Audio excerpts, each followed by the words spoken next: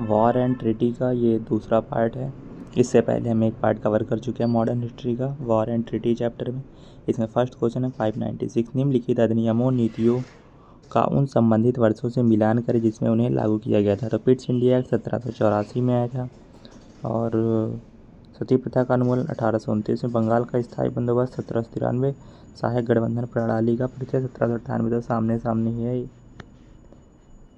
भारत सरकार अधिनियम 1935 के अंतर्गत डैश में पहली बार प्रांतीय चुनाव हुए। तो प्रांतीय चुनाव सबसे पहले 1937 में हुए थे। भारतीय प्रांतीय चुनाव 11 प्रांतों में चुनाव हुए। मद्रास, मध्य प्रांत, बिहार, उड़ीसा, संयुक्त प्रांत, बॉम्बे प्रेसिडेंसी, असम, उत्तर पश्चिमी सीमांत प्रांत, बंगाल, पंजाब और सिंध। भारतीय राष्ट्रीय कांग्रेस ने प्रांतीय चुनाव में अधिकांश सीटें जीती और 7 प्रांतों में सरकारें बनाई। 1773 के रेगुलेटिंग एक्ट के तहत किंग इन काउंसिल ने निम्नलिखित में से किस स्थान पर सर्वोच्च न्यायालय की स्थापना की। तो कलकत्ता में सर्वोच्च न्यायालय की स्थापना की रेगुलेटिंग एक्ट के अकॉर्डिंग। रेगुलेटिंग एक्ट 1773 यह ब्रिटिश संसद द्वारा मुख्य रूप से बंगाल में ईस्ट इंडिया कंपनी के क्षेत्रों को नियंत्रित करने के लिए पारित किया गया था। इस अधिनियम में फोर्ट विलियम कलकत्ता के प्रेसिडेंस में 4 पार्षदों के साथ एक गवर्नर जनरल की नियुक्ति का प्रावधान था, जिसे संयुक्त रूप से काउंसिल में गवर्नर जनरल कहा जाता था। इसके अनुसार वॉरेन हेस्टिंग को फोर्ट विलियम बंगाल प्रेसिडेंसी का गवर्नर जनरल नियुक्त किया गया। भारत रक्षा अधिनियम कब लागू किया गया था। तो भारत रक्षा अधिनियम 1915 में 1915 में भारत रक्षा अधिनियम लागू हुआ। भारत रक्षा अधिनियम 1915 यह एक आपातकालीन कानून था जिसने भारत में ब्रिटिश भारत को प्रथम विश्व युद्ध के दौरान असहमति को दबाने और सार्वजनिक व्यवस्था बनाए रखने के लिए व्यापक अधिकार दिए। इसे भारत के तत्कालीन गवर्नर जनरल लॉर्ड हार्डिंग ने पारित किया था। 600 क्वेश्चन, किस अधिनियम में घोषणा की गई कि भारत में ब्रिटिश शासन 30 जून 1948 तक समाप्त हो जाएगा। तो 1947 अधिनियम में घोषणा की गई। भारतीय स्वतंत्रता अधिनियम 1947 यूनाइटेड किंगडम की संसद का एक अधिनियम था जिसने ब्रिटिश भारत को स्वतंत्रता प्रदान की थी। यह अधिनियम 18 जुलाई 1947 को पारित हुआ और 15 अगस्त 1947 को लागू हुआ। इस अधिनियम ने ब्रिटिश भारत को 2 स्वतंत्र उपनिवेश भारत और पाकिस्तान में विभाजित कर दिया था। भारत में कौन सा अधिनियम 3 सूचियों के आधार पर केंद्र और इकाइयों के बीच शक्तियों का विभाजन करता है। तो 1935 भारत सरकार अधिनियम 1935। भारत सरकार अधिनियम 1935 में 3 सूचियाँ शामिल हैं, संघ सूची, राज्य सूची और समवर्ती सूची। संघ सूची में 59, राज्य में इसको प्रांतीय के नाम से भी जानते हैं 54, समवर्ती में 36 विषय शामिल हैं। ईस्ट इंडिया कंपनी ने किस वर्ष बंगाल की द्वैध शासन प्रणाली को समाप्त कर दिया। 1772 में बंगाल की द्वैध शासन प्रणाली को ईस्ट इंडिया कंपनी ने समाप्त कर दिया। द्वैध शासन व्यवस्था ब्रिटिश ईस्ट इंडिया कंपनी के रॉबर्ट क्लाइव द्वारा बंगाल में शुरू की गई थी। यह 1765 से 72 तक चली। इस व्यवस्था के तहत बंगाल के प्रशासन को निजामत और दीवानी में विभाजित किया गया था। दीवानी कंपनी द्वारा और निजामत निजाम द्वारा संचालित की जाती थी। भारत में अंग्रेजों द्वारा शुरू की गई राजस्व संग्रह की रैयतवाड़ी व्यवस्था डैश पर आधारित थी। तो रैयतवाड़ी व्यवस्था रिकॉर्ड के लगान सिद्धांत पर आधारित थी। रिकॉर्डियन थ्योरी ऑफ रेंट अधिक उर्वरता वाली भूमि का लगान कम उपजाऊ भूमि की तुलना में अधिक होता था। रैयतवाड़ी व्यवस्था किसानों या खेतिहरों को भूमि का मालिक माना जाता था। कृषकों को सीधे सरकार को वार्षिक कर देना होता था। थॉमस मुनरो और अलेक्जेंडर रीड द्वारा 1820 में मद्रास और बम्बई प्रांत में शुरू की गई। गृह सरकार में परिवर्तन करके भारत के राज सचिव को ब्रिटिश भारत की सरकार के लिए कब उत्तरदायी बनाया गया था। तो 1858 में बनाया गया था। चार्टर अधिनियम 1858 ब्रिटिश क्राउन के लिए गवर्नर जनरल शब्द को परिवर्तित करके वायसराय कर दिया गया। 1858 में क्या बताया गया कि जो गवर्नर जनरल है अब उसी को वायसराय बोला जाएगा। प्रथम वायसराय लॉर्ड कैनिंग था।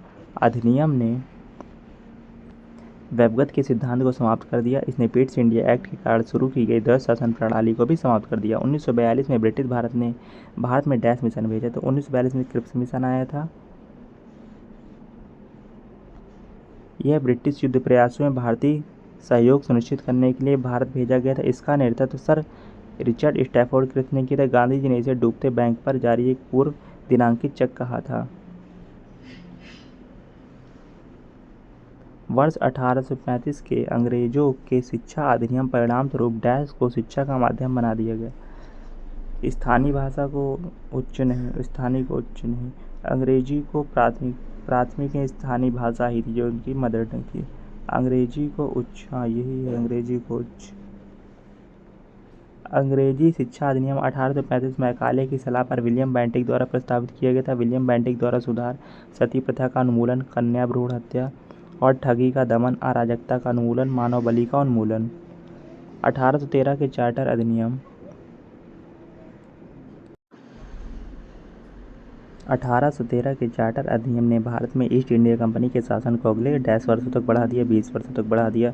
1813 का चार्टर अधिनियम ईस्ट इंडिया कंपनी अधिनियम 1813 में विशेषताएं थी। इसने चीन के साथ व्यापार और भारत के साथ चाय के व्यापार को छोड़कर वाणिज्यिक व्यापार पर ईस्ट इंडिया कंपनी के एकाधिकार को समाप्त कर दिया। साइमन कमीशन का उद्देश्य था भारत का राजनीतिक भविष्य निर्धारित करना था। साइमन कमीशन इसे ब्रिटिश सरकार द्वारा 1927 में जॉन साइमन, अन्य सदस्य पैट्रिक लॉरेंस और क्लीमेंट एटली थे की अध्यक्षता में भारत सरकार गवर्नमेंट ऑफ इंडिया एक्ट अधिनियम 1919 के कामकाज की समीक्षा करने और उपाय सुझाने के लिए नियुक्त किया गया था। तो 1919 के काम के देखने के लिए साइमन कमीशन बनाया गया था और भेजा गया था भारत। ब्रिटिश संसद के इस अधिनियम को ईस्ट इंडिया कंपनी अधिनियम 1793 के नाम से भी जाना जाता है। तो चार्टर अधिनियम 1793 को यह अधिनियम ब्रिटिश संसद द्वारा अगले 20 वर्षों के लिए भारत के भीतर व्यापार करने के लिए ईस्ट इंडिया कंपनी के चार्टर को नवीनीकृत करने के लिए पारित किया गया था, जिसे सर जॉन शोर 1793-98 कार्यकाल के दौरान पारित किया गया था। डैश में ब्रिटिश सरकार ने इंग्लैंड में छापेदार सूती कपड़े छिंज के इस्तेमाल पर पाबंदी लगाने के लिए कानून पारित किया। संयोगवश इस कानून को भी कैल्को अधिनियम ही कहा जाता है, कैल्को एक्ट। तो 1720 में पारित किया गया था। पुर्तगाली मसालों के साथ जो सूती वस्त्र यूरोप वापस ले गए उन्हें कैल्को कहा जाने लगा। कैल्को अधिनियम कारण इंग्लैंड में कपड़ा निर्माता भारतीय वस्त्रों के साथ प्रतिस्पर्धा करने में असमर्थ हैं। सर्वाधिक कपास उत्पादक राज्य था गुजरात। भारत में ईसाई धर्म में परिवर्तन को आसान बनाने वाला कानून किस वर्ष पारित किया गया था? तो यह 1850 में पारित किया गया था। इस कानून ने उन भारतीयों को अपने पूर्वजों की संपत्ति को प्राप्त करने की अनुमति दी जो ईसाई धर्म में परिवर्तित हो गए। 1813 के चार्टर अधिनियम ने ईसाई मिशनरियों को भारत में प्रवेश करने और ईसाई धर्म का प्रचार करने की अनुमति दी। इस अधिनियम ने भारत में ब्रिटिश संपत्ति पर क्राउन की संप्रभुता पर जोर दिया। निम्नलिखित में से कौन सा भारतीय राज्य अंग्रेजों के साथ सहायक संधि पर हस्ताक्षर करने वाला पहला राज्य था? तो हैदराबाद राज्य था। इस प्रणाली में एक भारतीय शासक को अपने राज्य में ब्रिटिश सैनिकों को या तो अपना कुछ क्षेत्र देकर या सैनिकों के रखरखाव के लिए भुगतान करके बनाए रखना पड़ता था। यह पहली बार फ्रेंच ईस्ट इंडिया कंपनी के गवर्नर जोसेफ फ्रैंकोइस डुप्लेक्स द्वारा पेश किया गया था। बाद में भारत के गवर्नर जनरल लॉर्ड वेलेजली 1798 से 1805 से द्वारा अपनाया गया था। इम्प्रेस ऑफ इंडिया एक्ट का मूल नाम क्या है और इसे कब लागू किया गया था? तो 1876 का रॉयल्टी एक्ट था। 1876 का रॉयल्टी एक्ट यूनाइटेड किंगडम की संसद का एक अधिनियम था जिसने आधिकारिक तौर पर रानी विक्टोरिया और बाद में राजाओं को भारत की महारानी के रूप में मान्यता दी थी। यह अधिनियम बेंजामिन डिज़रायली द्वारा पेश किया गया था। 22 जून 1948 को इसे निरस्त कर दिया गया था। निम्नलिखित में से 1947 का कौन सा अधिनियम ट्रेड यूनियनों के साथ व्यक्तिगत कामगारों के संबंध में भारतीय श्रम कानून को विनियमित करता है? तो औद्योगिक विवाद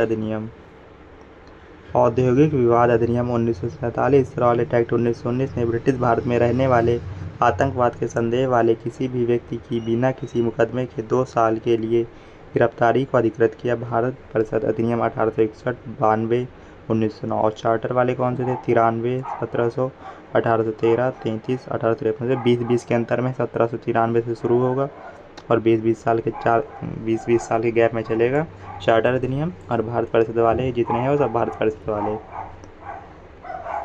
भारतीय ब्रिटिश सरकार द्वारा पारित किस अधिनियम ने भारतीय परिषद को समाप्त कर दिया गया? तो 1935 भारत सरकार अधिनियम ने समाप्त कर दिया था ब्रिटिश के सारे जितने भी चार्टर थे। 1935 के भारत सरकार अधिनियम की मुख्य विशेषता इस प्रकार थी: प्रांतीय द्वैध शासन का उन्मूलन और केंद्र में द्वैध शासन की शुरुआत, भारतीय परिषद का उन्मूलन और उसके स्थान पर एक सलाहकार निकाय की शुरुआत, ब्रिटिश भारत क्षेत्रों और रियासतों के साथ एक अखिल भारतीय संघ का प्रावधान। 1929 में 14 साल से कम उम्र की लड़कियों और 18 साल से कम उम्र के लड़कों के विवाह पर रोक लगाने वाला कौन सा अधिनियम पारित किया गया था? तो शारदा एक्ट पारित किया गया था। शारदा अधिनियम। इस अधिनियम में लड़कियों के लिए विवाह योग्य आयु 14 वर्ष और लड़कों के लिए 18 वर्ष निर्धारित की गई। इसके प्रायोजक हरबिलास शारदा थे। पिट्स इंडिया एक्ट 1784 में, रॉलेट एक्ट 1919 में, वर्नाकुलर प्रेस एक्ट 1878 में आया। भारतीय आधिकारिक गोपनीयता अधिनियम के माध्यम से किस वर्ष प्रेस की स्वतंत्रता पर अंकुश लगाया गया था? तो 1904 का यह अधिनियम लॉर्ड कर्जन के समय बनाया गया था। 1899 से 1905 तक भारत के वायसराय ने प्रेस की स्वतंत्रता पर अंकुश लगाया। बाद में इस अधिनियम को आधिकारिक गोपनीयता अधिनियम 1923 से बदल दिया गया। वर्ष 1877 में निम्न में से किस वायसराय ने महारानी विक्टोरिया को भारत की महारानी के रूप में स्वीकार करने के लिए एक दरबार का आयोजन किया? तो 1877 में लिटन था। 76 से 80 तक लॉर्ड लिटन ने महारानी विक्टोरिया को भारत की महारानी के रूप में स्वीकार करने के लिए एक दरबार का आयोजन किया। यह ईस्ट इंडिया कंपनी से क्राउन को ब्रिटिश भारत के नियंत्रण के हस्तांतरण की परिणति थी। ब्रिटिश भारतीय साम्राज्य की राजधानी को कलकत्ता से दिल्ली कब स्थानांतरित कर दिया गया? तो 1911 में स्थानांतरित कर दिया गया। ब्रिटिश सरकार का मानना था कि दिल्ली से भारत पर शासन करना कलकत्ता की तुलना में आसान और अधिक सुविधाजनक था। इसलिए 12 दिसंबर 1911 को सम्राट जॉर्ज पंचम द्वारा दिल्ली को आधिकारिक तौर पर ब्रिटिश राज की राजधानी के रूप में घोषित किया गया था। किस ब्रिटिश कानून द्वारा भारतीय प्रतिनिधियों को पहली बार भारतीय विधान परिषदों में चुनावों के लिए सीटों का आवंटन किया गया था? चुनाव के लिए सीटों का आवंटन किस विधान परिषद किस अधिनियम द्वारा किया गया था? तो 1892 के अधिनियम द्वारा किया गया था। भारतीय परिषद अधिनियम 1892 के द्वारा। भारतीय परिषद अधिनियम 1892 अधिनियम ने केंद्रीय और प्रांतीय विधान परिषदों दोनों में कुछ गैर सरकारी सीटों को भरने में चुनाव के उपयोग के लिए एक सीमित और अप्रत्यक्ष प्रावधान किया। जनरल डायर की कमान के दौरान भारत में कौन सा कानून लागू किया था? जनरल डायर के टाइम मार्शल लॉ लगाया गया था। जनरल डायर ने 13 अप्रैल 1919 को एक अधिनियम बनाया जिसे मार्शल लॉ कहा गया, जिसमें कहा गया था कि 2 से अधिक लोग एक समूह बनाकर एक स्थान पर नहीं मिल सकते।